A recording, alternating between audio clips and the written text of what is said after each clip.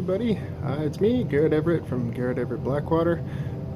Just working a bit on my brackish Mangrove Estuary tank here. I wanted to show you a bit of the breakdown of the process. I've already run you through what I use for substrate in a previous video, and I'd like to show you how I'm applying that.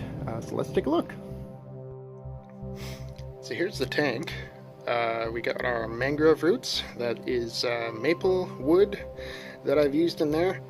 I harvested this. There was a tree that got cut down, a young tree in our neighborhood for whatever reason. Somebody just left it lying on the curb. So I brought it home to the chagrin of my family and cut all these branches off of it. I found that they were the perfect color and texture and shape, especially because these young trees, they branch off a lot just like mangrove roots. So I felt that this was the best wood that I could find for simulating mangrove roots. Alright, let's take a look at the substrate here. So we'll zoom in. So there in the corner, that white stuff you can see, that's the dolomite.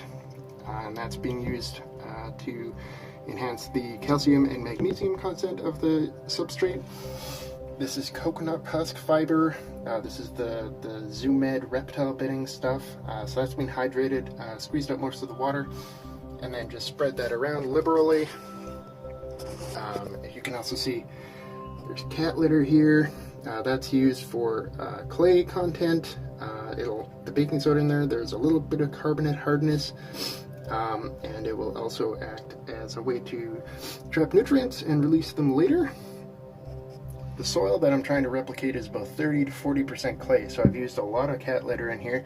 I've also used a lot of red clay that got mixed into this soil here. I don't know if you can really catch the color, but it's this beautiful red, brown, loamy look. And that it's very nutrient rich, so I've got sand in there, there's soil in there, there's red clay in there, and that all got mixed together to form the base. You can see I haven't brought it all the way out to the edges here. That's because I'm going to be hopefully keeping some swordtails in here, and they need a bit of swimming room, so if I can keep the plants semi-contained. I'm still not sure what I'm going to use. Java fern, I have thought about using Vallisneria, which will spread like crazy, so if I can limit it a bit out of at least one corner, that would be nice. You can see what I've applied. Made a bit of a mess on the branches here. That's no problem for me. If you're really fastidious, you might want to wash that off, but I don't care. I'm just going to put down the sand and rinse that off as I'm filling it up. And it'll look a bit messier, but let's face it, nature is messy.